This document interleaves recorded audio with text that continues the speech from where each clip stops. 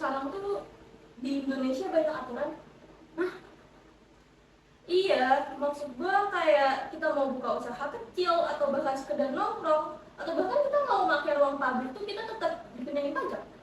Tunggu banget deh itu. Oke.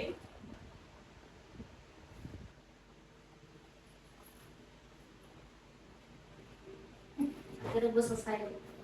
Tadi lo mau apa, Ci? Iya, maksud gue tuh kayak sekarang banyak aturan banget, even kita cuma mau nongkrong atau mau buka usaha kecil.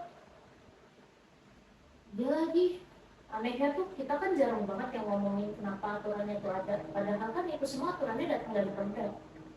Nah, itu dia. Gue tuh sebenarnya dari tadi juga lagi ngeliatin perdanya karena penasaran.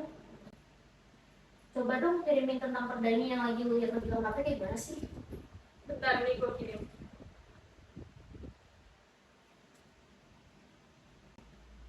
Ini loh udah gue send. Oh iya, ini setelah gue baca dari yang paling fresh atau terbaru tentang pembahasan pajak dan retribusi 2024, menurut gue sih ya tujuannya tuh sebenarnya jelas meningkatkan pendapatan daerah. Ya masuk akal sih ya kalau misalkan daerah tuh butuh dana. Cuman kan kita harus lihat siapa coba yang paling kena dampaknya di sini. Ya palingan sih kalau menurut gue UMKM, usaha kecil, warung rumahan, pokoknya yang modal-modalnya pas-pasan gitulah. Ya kalau misalkan ngomongin nilai mah pajak itu harusnya adil nggak sih? Kayak gue cuma masuk ke kas, tapi kita tuh harus ngelihat realitas kita. Kayak maksud gue, misal nih kita punya usaha kecil yang penghasilannya tuh nggak seberapa, tapi pajaknya itu sama rata. Iya bener sih, kayak apalagi kan kondisi ekonomi masyarakat Bekasi ini kan sebenarnya lo bully ya. Kalau misalkan retribusi terus naik tanpa sosialisasi yang jelas sih menurut gua wajar aja kalau misalkan muncul penolakan di mana-mana. Ya kan, bahkan secara hukum aja perda ini tuh sebenarnya sah loh, karena perda ini menurut gue sih, bahkan realitanya ya perda ini tuh kayak turunan dari UU nomor 1 tahun 2022 gitu. Iya, coba lu lihat aja Perda 2023 yang ngebahas usaha hiburan. Kalau gitu mah alasannya klasik kayak tentang ketertiban umum atau bahkan cuma moral.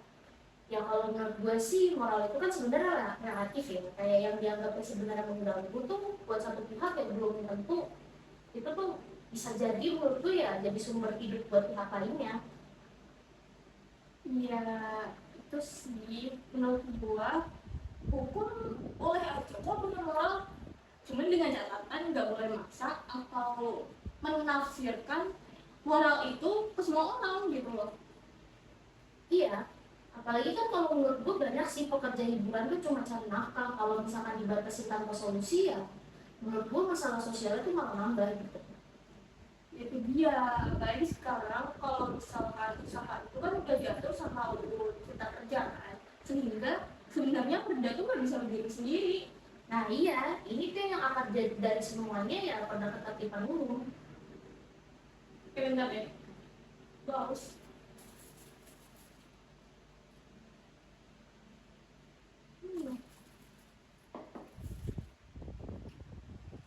Cuman kata ketertiban itu sebenarnya kedengarannya positif kan, tapi di lapangan tuh sebenarnya ya yang terjadi itu bukan ketertiban tapi penertiban.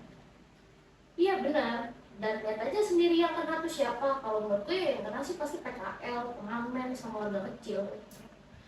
Iya, kita kan sering lupa kan kalau misalkan ketertiban tanpa keadilan itu jatuhnya pemaksaan kan. Bener, padahal ruang publik itu kan seharusnya milik bersama gitu, bukan cuma milik negara.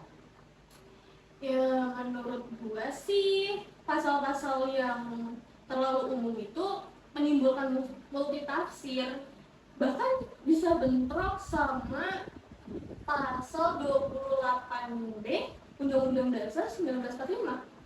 Iya ya, setelah gue pikir-pikir dari semuanya kelihatan banget ya polanya tuh kayak gimana. Iya, mulai dari ketertiban, terus pembatasan usaha, sama terakhir ujung-ujungnya pajak lagi. Kalau menurut gue sih ini semua masalahnya bukan karena perdanya ada, tapi emang karena pendekatannya aja yang kurang manusiawi. Iya, perda tuh harusnya bukan cuma di atas kertas kan. Iya, tapi emang soal dampaknya di kehidupan sehari-hari. Kalau hukum cuma di atas sih, Tapi ribet di bawah berarti ada yang perlu dievaluasi. iya.